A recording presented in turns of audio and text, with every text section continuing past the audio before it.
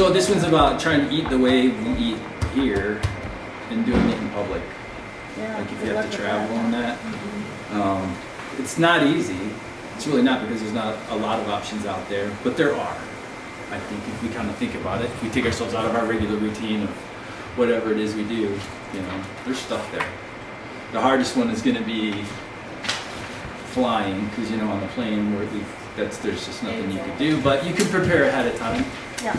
You can still just prepare. Eat ahead of time. Do something to make sure that you're pretty good. But sometimes actually at airports, there's little options too. They've got fresh food. Is it going to be organic? Maybe, maybe not. Yeah. But they do have little things. But the thing, like bringing snacks everywhere is going to be your go-to, right? Yeah. And the snacks it's all got to be Gerson approved. So that's not easy either. Even when you're at the health food store, it says, no GMOs on this, blah, blah, blah. I mean, there's still stuff going on there. So traveling is not the easiest thing to do. So we just were talking yesterday about, that was yesterday, right? Being able to pack things and what we do after and, all that stuff. So it's kind of similar traveling to the way you would prepare your meals for yourself, at home. Once you leave here, you have to do something about your meals. Think of it kind of the same way, for like your traveling. Do your preparation ahead of time, have your stuff, know like you're gonna have a cooler, you're not gonna have a cooler, know you're gonna have something dry or wet, like just put it together ahead of time. It's the same concept. And so once you get to that point where you're gonna leave here, you're gonna go home, and you're already gonna probably be doing that with your meals, then just add your snacks into that routine and it becomes less of a burden and it's not really that big a deal. But you still have to do it and find stuff that's gonna work for your situation. You have any ideas for that, Doc? Anything? Yeah, I think that even on here is like, especially fruits, like the apples, maybe bananas, the pears or grapes. I think things like that can be easily accessible and easy to travel. Like they travel well. Like we were talking yesterday with apples, things that come in their own packaging or fruit-wise is amazing. Yeah. So I think the snack thing is good to be on top of that. But let's say you don't, let's say if you are traveling, some of the places have like organic juices. Maybe they have like an organic green juice you can buy at like, I don't know, like some of the little vendor stops. Juices, green juices, they may have some of those things already bottled. Is it the best? No, but it's the best option that's there. Or just water. If you're traveling, it's okay to water, and water fasts for so many hours, and that's an option too. So you could do that. Sure. Water's a great option because it does fill your belly and it keeps you from wanting to go-to stuff. Yeah. And the other one's salads. A lot of places have the salads. Getting organic, especially traveling in airports, is probably going to be unlikely. Right.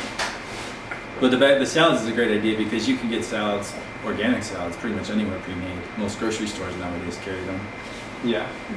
And you can eat right out of the bag. That's what's great about it. You don't really have to think about it.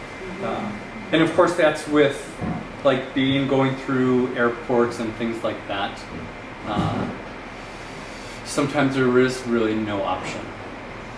And so, right? It's like, what do you do? And I got into like 3 places, oh my God, there's nothing for me to eat here. Yeah. So Apple, like ideally, like bring stuff with you. I've been traveling the last few months. I bring a juicer and a blender with me.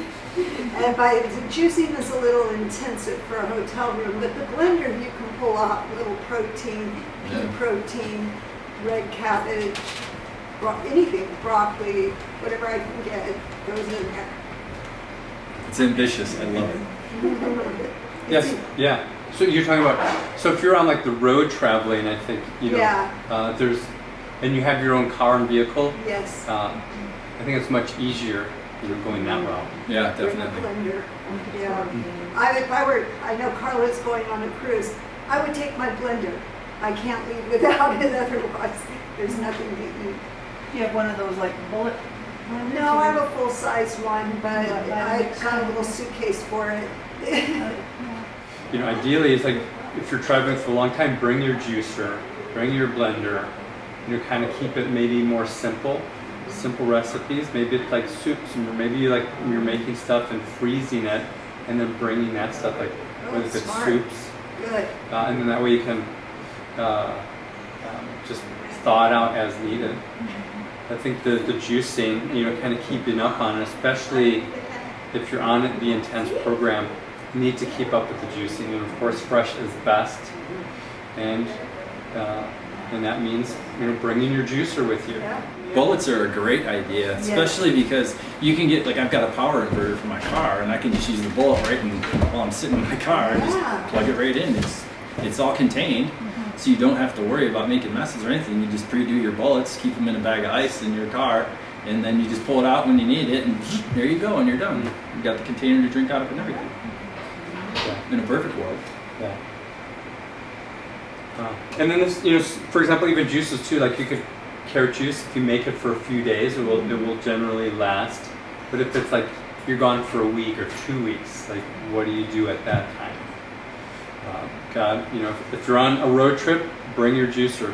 There was that one video documentary, and they brought their juicer. I forget what it was called. Maybe Food Matters, and in the back of their car, they had it somehow plugged in. It's like when you're committed to you and yourself and your life, these are the things that you need to do. If you want to get well, you have to take these measures and do what's going to be best for you. And it's not what's going to be best for, let's say, the restaurants or the supermarkets around you, because they're feeding you garbage. And so on this journey, in order to put yourself first, then you need to get your vegetables, you need to bring it with you, you need to bring your juicer. And especially when we're talking about disease and sickness, how do you overcome that is by being 100% committed to you, your body, and your health, and making these changes. Is it going to be hard and difficult? Yeah, absolutely. But you, your body, your health is worth it. So these are sacrifices that you have to make for you. The benefit that you get, you're getting better, healthier, stronger. You're overcoming your disease and sickness. You're getting better, and so there's those trade-offs. Should we stay away from like green proteins? I mean, green, dehydrated powders when traveling. Oh, the green powders. Yeah. I think those can be okay as well. Just a temporary, good, quick fix option. As in, let's say, fresh juice is the best. Right. Next one is maybe like carrot juice, green juices bought at the store. Yes. Or if there's like a juice bar, getting that. The next best option would be those powders. Okay. And utilizing those. So you can just kind of go down your line and which one's going to work best for you. How about enemas traveling? The hard thing that I've had is distilled water, getting the distilled water. Don't want to use tap water. I carry my own towels. I don't want to be using their towels. So it's doable. Mm-hmm. Depends on where you are and what you have access to. The golden coffee, I use that traveling. What you have now, Dr. Ryan? Yeah, the light roast. Yeah. Yeah, it's very good. And with the coffee, you could make the coffee concentrate ahead of time. Again, you could probably freeze that too if you wanted. It will last refrigerated for a few days. And you could always thaw it out as just an option. Yeah.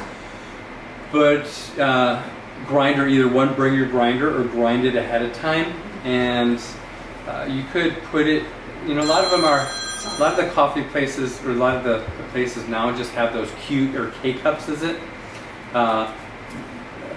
If they have it, you could brew your own coffee in the coffee maker as another option. Mm-hmm. Bring your own water, just go to the store, get filtered or distilled water. So that way you have your own water, you have your own coffee, you can brew it there if need be. You don't have to do the whole like cowboy coffee the way that it's, you need to cook it over a stovetop when you're traveling, unless you make the concentrate and bring it with you. But what's the next best thing of just brewing it right there and using that, using their coffee maker. And that's perfectly fine as well. Wow, I never thought of that.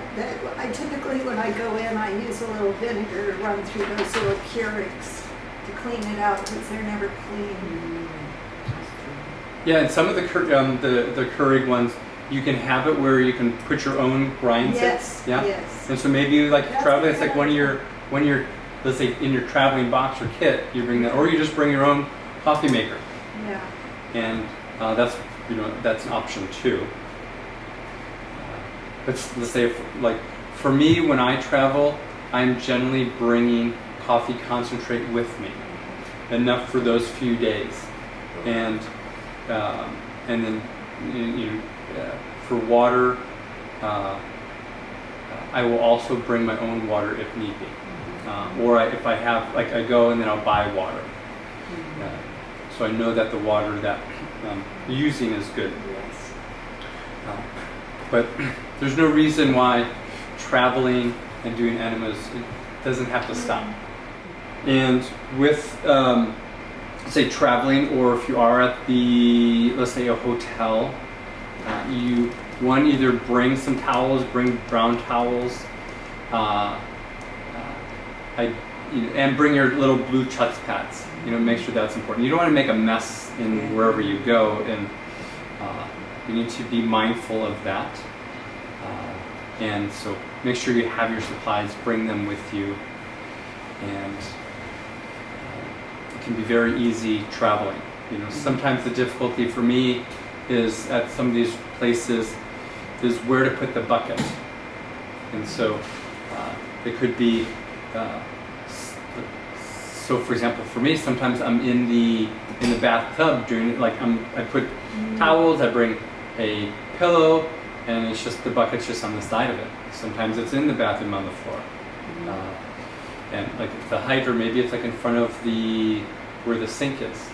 So there's always a place or a room to be able to do it.